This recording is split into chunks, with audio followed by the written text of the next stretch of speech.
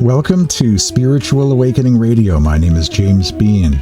Today is a bonus or extra podcast, a short podcast devoted to a subject I've been meaning to get to for a while now, the vegetarian diet of the Sikh gurus and the Sikh Scriptures of India, a collection of passages.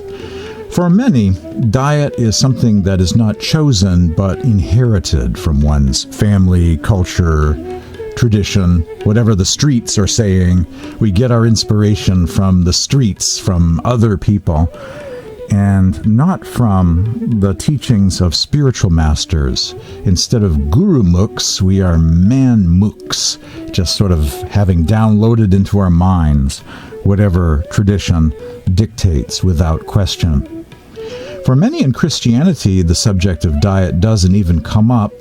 There is one passage that's cited as a kind of out clause, an escape clause when it comes to diet, a saying of Jesus often quoted when it comes to discussion about vegetarianism that goes something like this: what goes into someone's mouth does not defile them, but what comes out of their mouth, that is what defiles them.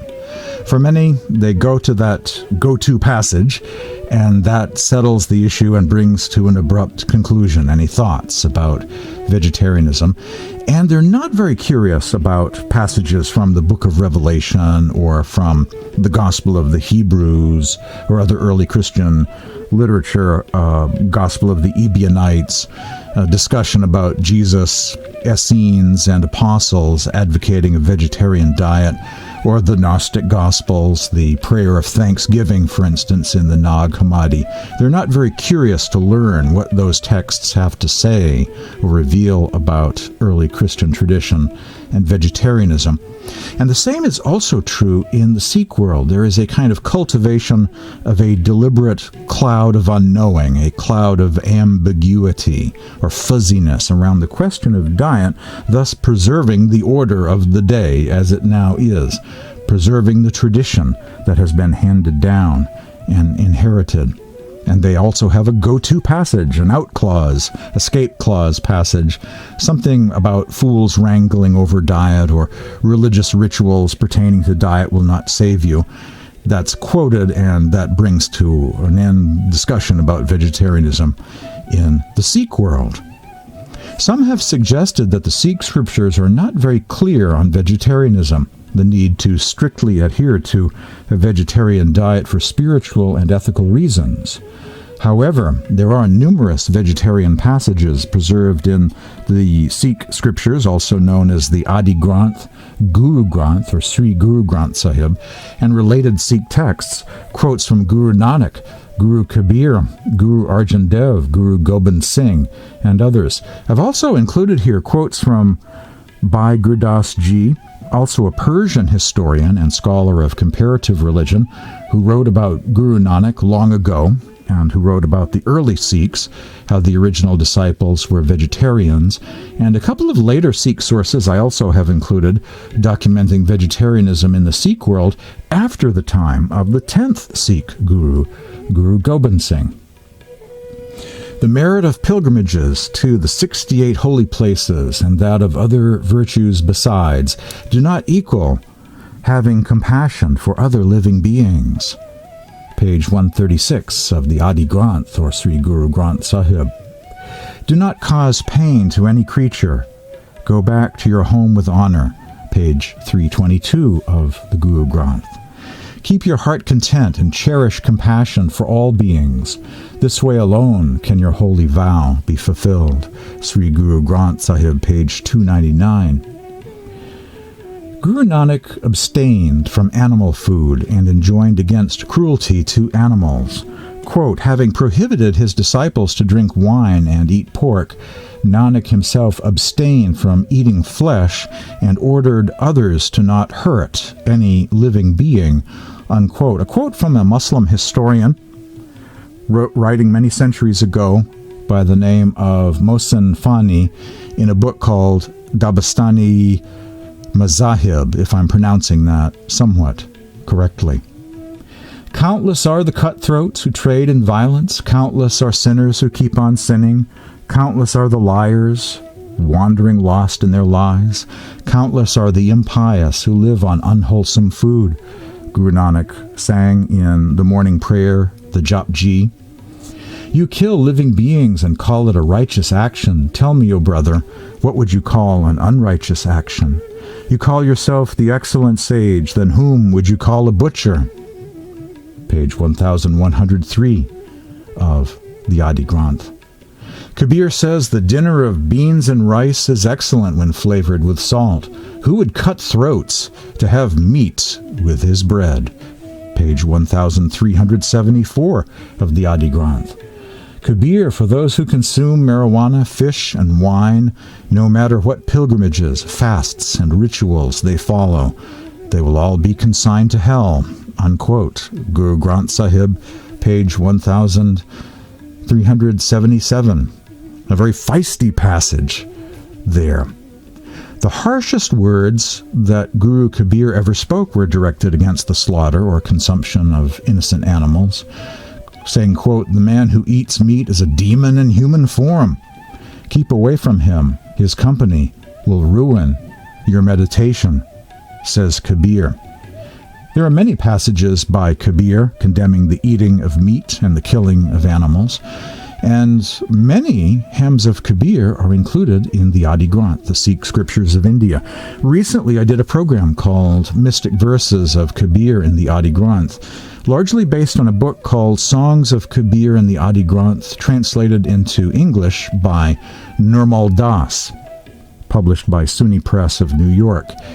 And it's very large, a couple hundred pages. There's a lot of Kabir material included in the Sikh Scriptures of India. Guru Gobind Singh, the 10th Sikh Guru, says, "One who does not steal, commit adultery, slander anyone, gamble, eat meat, or drink wine will be liberated in this very life." Jiva Mukti. A quote from Guru Gobind Singh, the 10th Sikh Guru, in another Granth, a kind of apocryphal Granth, I guess, called the Sudharam Marag Granth. His disciples, soaked in the bliss of Nam, gave up opium, hashish, poppy, liquor, and various other intoxicants. They would not eat meat. They would not steal. They forswore adultery and deception.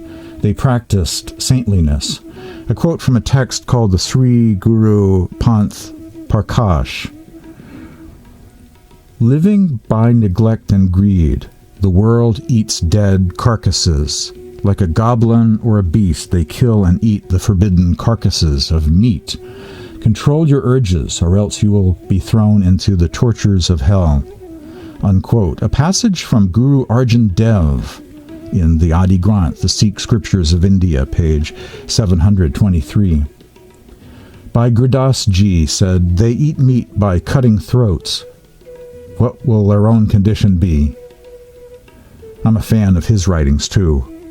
Bhai Gurdaas Ji. I just uploaded a couple of books online of his hymns. He's sort of like the author of another Granth, another kind of Sikh scripture, and is highly regarded, actually, in Sikhism. His writings are described as the key of the Adi Granth, or Sikh scriptures. To take what rightfully belongs to another is like a Muslim eating pork or a Hindu eating beef. Our Guru, our spiritual guide, stands by us if we do not eat those carcasses. By mere talk, people do not earn liberation. Salvation only comes from the practice of truth. By adding spices to forbidden foods, they are not made acceptable, O Nanak. From false talk, only falsehood is obtained. A quote from Guru Nanak from page 141 of the Adi Granth. You kill living beings and call it a righteous action. Tell me, brother, what would you call an unrighteous action? You call yourself the excellent sage. Then whom would you call a butcher? Page 1103 of the Adi Granth. You keep your fasts to please Allah while you murder other beings for pleasure. You look after your own interests and so not see the interests of others. What good is your word, O Qazi? The one Lord is within you, but you do not think or contemplate on Him. You do not care for others. You are mad about religion. This is why your life is wasting away. Kabir quoted in the Adi Granth, or Sikh Scriptures, page 483. Baba Banda Singh Bahadur lived from 1670 to 1716. After the Great War was won, the victory was won, he issued an edict. By the order of the true king, all the Khalsa of Jaunpur will be protected by Guruji. Pray to the Guru, for he will improve your life.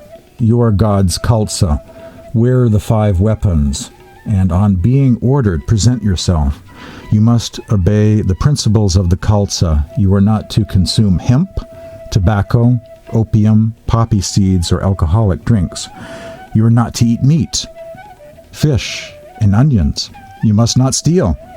We usher in a new era, Satyuga, the age of truth. Love one another. This is my order.